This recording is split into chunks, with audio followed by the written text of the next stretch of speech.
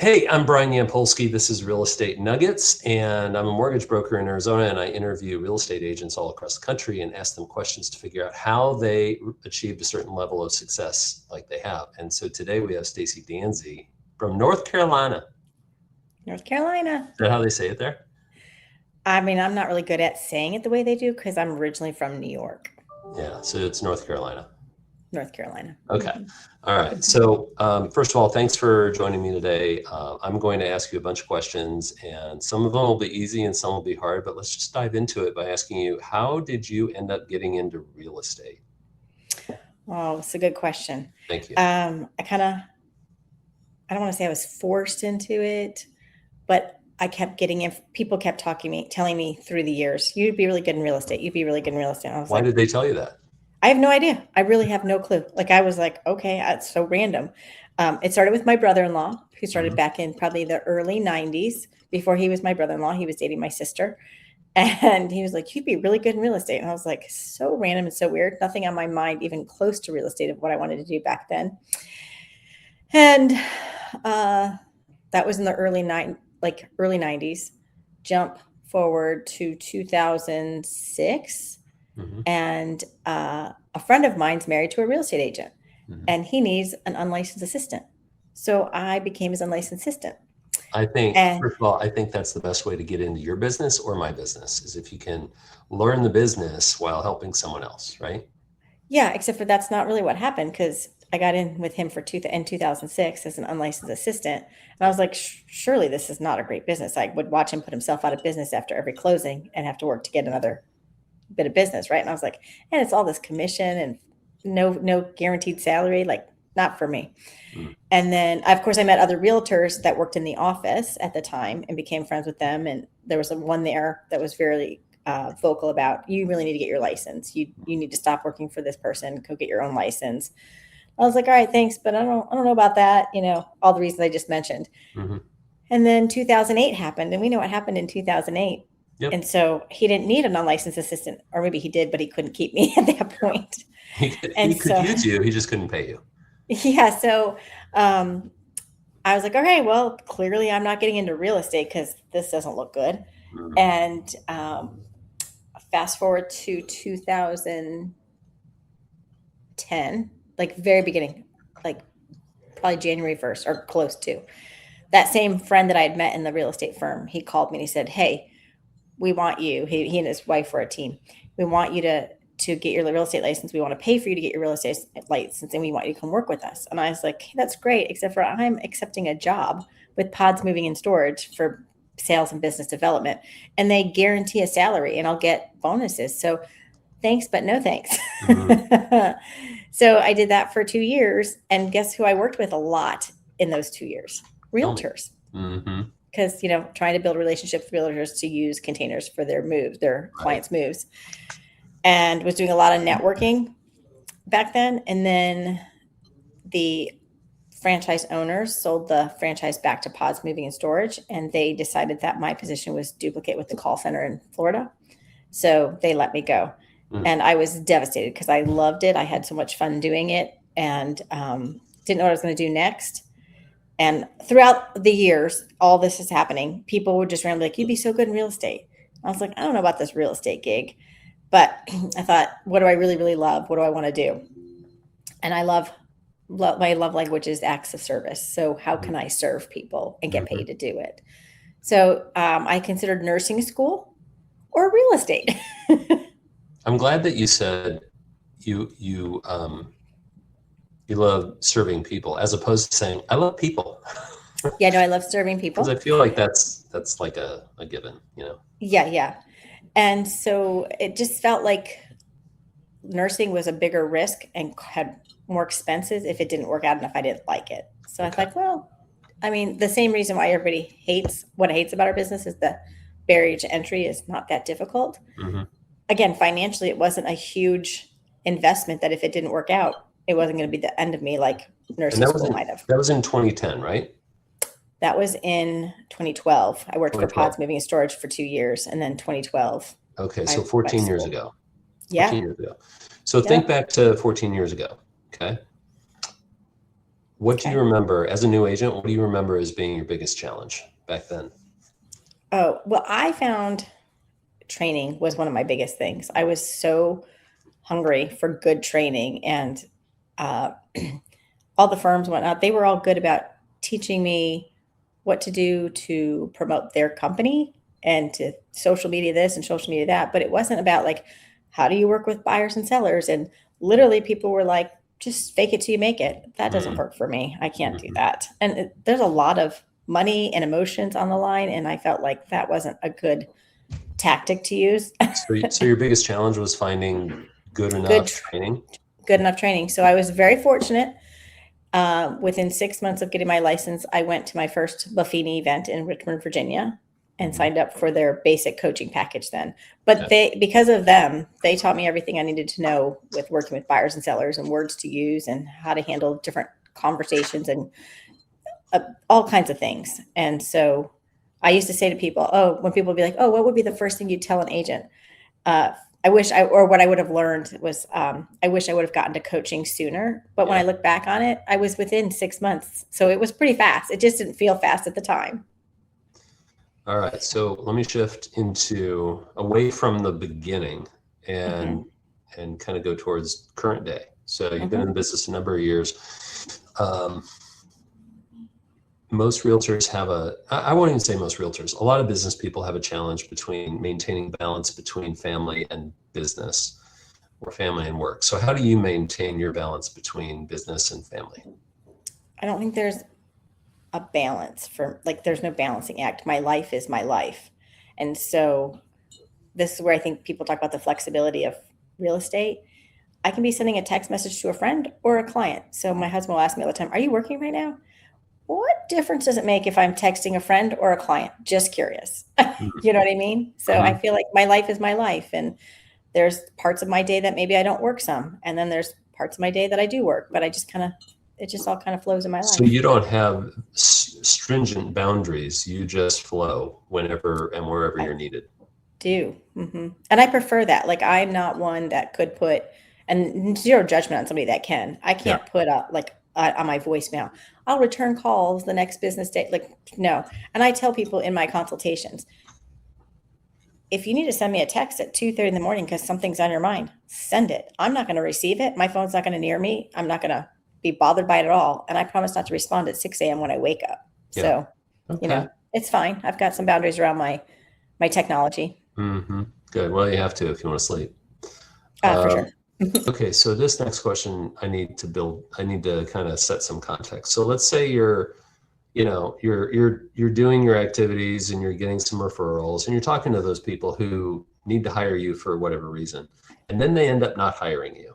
Hmm. How do you handle that kind of rejection? I mean, we're human. It's always going to hurt. But I would say I'm very fortunate that I learned the work by referral from the time I got into this business. So I'm like 99.5% referral based. And the other half percent is probably a sign call every now and then from a listing. Mhm. I don't really do open houses. I know people love open houses, and I'm the unpopular one who does not like them. um, and so I always go into every listing or buyer consultation as an interview, but I wind up not interviewing against other agents very often. Mhm. Why is that? I think it's because it's by referral. So Mm. people just refer me and they don't talk to anybody else. And I always say, oh, if we decide to work together, and I've had people like, well, we are going to work together. Like, I'm not talking to anybody else. Oh, okay, great. That's fantastic. I look forward to it. You don't give them the names of two or three other people to talk to? Well, I Probably. mean, they were referred to me. So like, No, I know, but I'm yeah. saying you probably don't Yeah. give this prospective No, client. but Yeah. I will tell you, one of my clients, who is one of my youngest clients, she was 24, buying her first home, saved all of her money. Like, she was a rock star of a young person, Mhm. and she actually was referred by a past client. And she told me she was interviewing other agents. I was like, "That's great. Yes, you should." So she interviewed the heck out of me. Like, I gave my whole little consultation, and I said at the end, okay, do you have questions for me? And she's like, yes. And she just rattled them off, and I was like, oh, okay. Yeah. um, and it felt like it went well, but I really didn't have any idea where I stood with her after it was over, other than it was a lovely meeting. And she called me about a week and a half, 2 weeks later to tell me that she wanted to move forward with me. And I always ask people whether they move forward or not move forward, like, please give me the feedback. Like, what could I have done differently, or what made you choose me? Mm-hmm. And she told me whatever the reasons were. But to me, I love knowing that I'm in competition. Mm-hmm. That makes me, like, I get excited about it. Well, I think people say that competition makes you better. Mm-hmm. Like if you have to, if you're, I don't know if you run or used to run or ever I did ran. run. I did. I used to run too. And I used to love to run by myself because it was easier. But if I ran with someone, then I'd have to kind of ramp it up, Yeah. Yeah. I think No, it's the same with business. same. This one is much easier for you. What activity is your most reliable method for generating new business? Face-to-face calls. Mm-hmm. Those are two things: face-to-face and calls. Well, like, yeah, you got to get the face-to-face. You got to make the call to make the appointment to see each other, right? Yeah. Mm-hmm. Are there things that don't work for you that you find are kind of a waste of time, or maybe just not a good fit for you? Open houses. Mm. Why do those not work for you? Because I've talked to other agents who love them. They do. Yeah, there's lots of them. I'm going to be the unpopular one with my feelings on it. Because I work by referral, and I have found through the years that that's a really good book of business. Like people, I've heard other agents be like, oh, like, what's your biggest horror story? What's your hardest client or your most difficult client? I don't have a whole treasure trove of difficult clients. I have like maybe a handful or less of 14 years of clients that stretched me a little extra than before. But I think it's because I work by referral. And there was a firm I was with prior to starting my own firm. She was really big on lead generation on the internet, the Tiger leads back in the day. And so she would offer them up. And I was with a colleague that was phenomenal at turning those leads all the time. Mm-hmm. And I would study him and I'd be like, what are you doing? And everything. And I would do exactly what he was doing. And I would be calling and emailing and text messaging. And in that time, nobody would call me back. I couldn't get anybody on the phone. I had one gentleman who I had done a video because I wanted a face to a name since it was an internet lead, at the office, professionally dressed, like head up, like not a whole body shot or anything. And I was like, hey, I just wanted to share, there's a face to this name and I'd be love to help you, whatever I said. And he wrote back and said it was very inappropriate for me to text message him a video. And I was like, what is happening right now? Like, I wasn't at the beach. I wasn't at a bathing. Like, I was totally professional. Yeah. And at that same moment, I had a referral come in from my sphere and I called them and they answered within the first few minutes of me calling. Within 5 minutes, we had an appointment to meet in person and they became a client. And I said, from that point on, I am never chasing these leads again. Like, I'm just that guy must have had some different experiences with people sending him videos.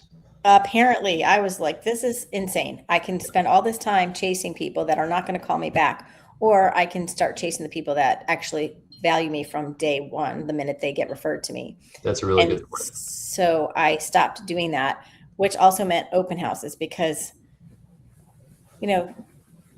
you're hoping to get unrepresented buyers and maybe they'll trust you, maybe they won't. And so what if your seller, you've got a listing, what if your seller says, I really want you to do an open house? Oh, I have a plan for it because I'm always doing seller direct, but I have a really great script to really sell how terrible open houses are and how they don't sell homes or not the home that they walk through. And, and then I talk about the safety note and they're like, why? And then it also helps for me to explain why they need to be open to paying a buyer agent compensation because we want to have somebody come through with a qualified buyer, not somebody that could be anybody off the streets. Yep. And so I start to demonstrate the importance of a buyer agent in that situation as well. So, and they all seem to think private showings are way better than having everybody and anybody come through their house. Right. But I always say, and if this is really important to you, it's always a great marketing buzz on top of as we enter the market, all that kind of stuff. And, I have a whole system where I'll invite the neighbors for their own private open house prior to the open house starting. And I got a whole system. I can do it. I just don't like it. Okay. Got it.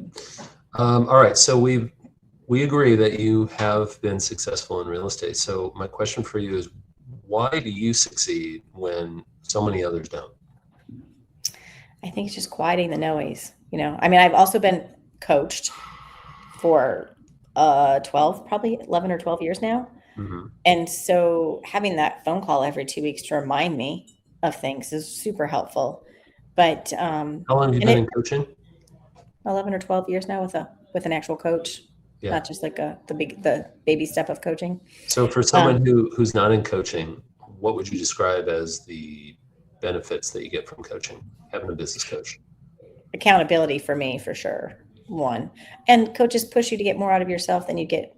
I mean, for prime example, I've been working out with a trainer for my workouts, Hmm. and he's gone for 2 weeks, and he sent me a little workout that I can do while he's gone. So I did the first one last week, and I half-assed the shit out of that workout. I was like, he's not here. So like, and I Yeah. was like, I knew I was doing it, and I was like, I do better when I've got a coach. It's weird how you act, you behave differently when someone else is watching. Uh, Hmm. like Hmm. you almost respect their opinion of you than your own opinion of you.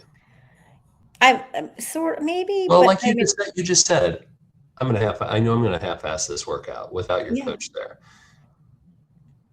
I was also proud that I even showed up for it though, because But my I mean, question is like, why don't you deserve as much respect for yourself well, as the respect you're giving to your that's the coach? question that I talk to my coach about a lot, because she'll say, "Well, just put something, make an appointment with yourself on the calendar." I'll move that appointment with it to myself. Yeah. But if it's with, like, I'm not moving the appointment we had today because it was with Brian, and Brian knows setting the time aside for me, so I will show up for Brian. So funny. But for myself, I can totally move that appointment around or never show up for it. I have a therapist you could talk to soon. Okay. Okay, that'd be great. Could you send Yeah. that information over? Sure, sure, sure. All right. Three questions remaining. Okay.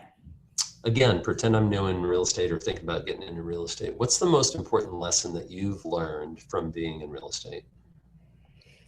That's a good question, Brian. Thank you. I feel like I've learned a lot of great life lessons in this business with, like when I first got in, obviously switching from a W-2 consistent paycheck to no paycheck Hmm. and it was at the same time my daughter was in middle school and she was going to get braces. I said, we're not going to do that right now because I don't know when I'm going to get a paycheck. And she's like, oh, little middle school tantrum. And so I said, all right, we'll make the appointment. We'll see. And we go. And I think it was like $235 a month for her braces. I said, no. And she's like, what do you mean? I said, until we have the money to pay for it in full, which I think it was like $5,000, then we're not going to do that right now because I don't know when I'm going to get a paycheck. And I'm not Hmm. going to sign up for a $235 a month payment if I don't have a monthly check. Right. And that was probably my first like time thinking about finances very differently and realizing, okay, you don't care about a monthly payment when you don't know if you got a monthly check. And so I've started paying cash for everything from the time I got into the business. So And you manage your debt very, very well. well, I've had lots of failures with money prior to this. So there's my biggest failure right there. I'll tell you There's the that. failure. It finally came out. Yes. Yes. Yes. Me and credit cards are like an alcoholic at a bar. We do not mix. Okay. So, um, so I've given them up a long time ago and started paying cash for things. And that satisfaction of when you pay it, it's done. Like there's nothing over your shoulders of like, okay, now I got all these months of payments. I hate payments. They drive me nuts. But prior to real estate, payments was like my whole mindset. That's a really important lesson. Um, Hmm. I think a lot of people don't maybe have not learned that same lesson. Hmm. I've refinanced many of them. So, okay, second to last question. What's one piece of advice that you would give a new agent who's just starting out? Or maybe an agent who's, experienced but has fallen off. What's a good piece of advice you would give an agent that needs to start Coaching, coaching? 100% coaching. Yeah, a new agent getting involved with a team or somebody that I wish this business was more of an apprenticeship business. I think it would benefit so well in this business. I have yet to figure it out myself, trying to Hmm. figure out how to have an apprenticeship program for other new agents. But I feel like this business would benefit from it so well. And when I first got into the business at my first brokerage, one of the top agents in that firm, I went to her and I was like, hey, like, how do you do what you do? I want to know. will you teach me? And can I like volunteer and be like your admin? I'll give you so many hours a week for free Hmm. just so I can learn. And she was like, no. Why? I don't know. I don't know why she said no. Mhm. I mean, she was a Maybe very, very busy agent, so maybe she didn't have the time. maybe she But didn't have the time, or maybe she didn't really have the structure to share with you. Maybe she was willy-nilly, you know? she was very structured. Oh, She was very structured. or she was just selfish and she didn't want to share. Yeah, I just think that people don't know how to do that. And it's a weird thing to volunteer time and then making sure you don't owe somebody something, right? I don't know. It's a So weird business that way. you're reminding me of something that I did differently this year. At near the beginning of the year, I decided I was going to hire an intern. And so we hired an intern. Her name was Grace, and she worked here for like 3 months during the semester, and like 10 hours a week. And for the time before she started those 10 hours for the week, I was extremely efficient at figuring out, okay, what am I going to have her do? What are the things I can delegate? What are things maybe I haven't started that maybe I can have her start for me? And it was a really good exercise for me to learn how to delegate better. And it worked out really well from that perspective. It taught me how to get things done that maybe would never get done. Hmm. So I like interns. I might do it again. That's a good idea. I like Yeah. that tip. Yep. Okay, last question. Stacy Danzey, do you have an exit strategy? I do not. Mm-mm. Interesting. No one Yep. I does. don't. I love what I do. I don't see myself exiting the business like in a true retirement sense of the. My husband's the corporate guy.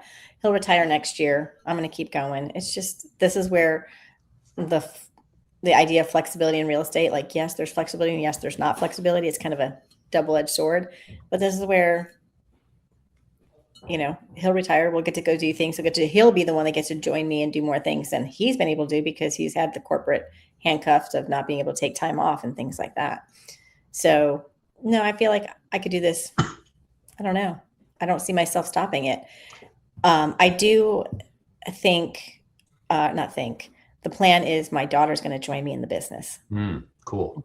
Yeah. So I never had gotten into this business to own my own brokerage, nor did I get in this business thinking I would have a legacy business. And it looks like now that might be the case, which is kind of That's, cool. that is So very cool. It's yeah, exciting. And yeah. let me ask you something, whether it's for you or if you were to just think about why so far everyone has answered that question the same. Like, I don't have an exit strategy. I'm just going to keep doing this as long as I can do it. Why do you suppose no one has an exit strategy, or why do you not have one? Why is that? Well, I just think being a Gen Xer, I just don't see myself retiring in the true sense of like the baby boomer sense of retiring. Like, what am I going to do with my life? And this, like to what we talked about earlier, I can put in as little or as much as I want into this business, and it rewards me with exactly what I put in. So if I Mhm. want to take it back a little bit, I can take it back a little bit. You know what I mean? I think it also might have something to do with, you talked about how you cultivate relationships. And if you're spending all your time building these relationships and nurturing them and growing them, and you've got all these great relationships and a really rewarding business, why would you want to just say, okay, I'm done. Bye, everybody.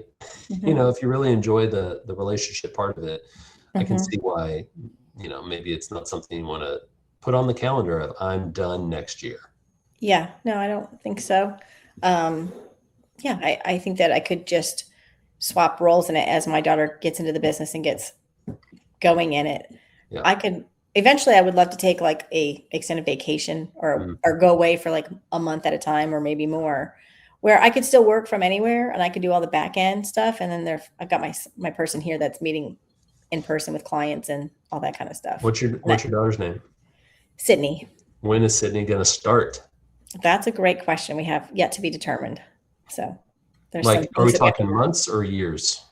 Oh no, I was hoping for this year, but it's not going to work out this year. So Okay, hopefully next year we can get that's her great. involved. Well, Yeah. Jeremy's been working with me for 6 years. So And how is it? Are you loving it?